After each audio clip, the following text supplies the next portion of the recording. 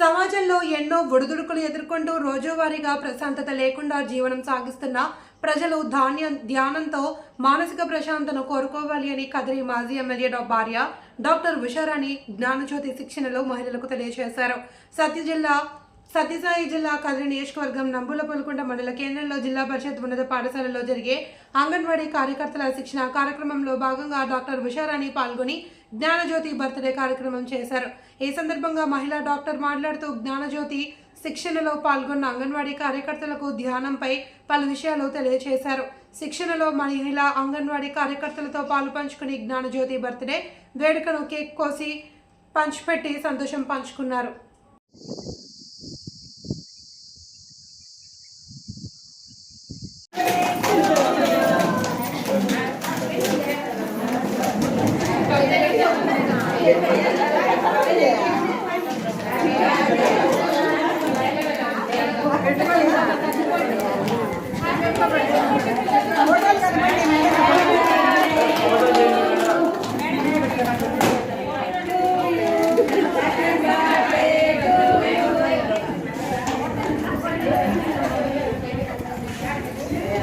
photo देने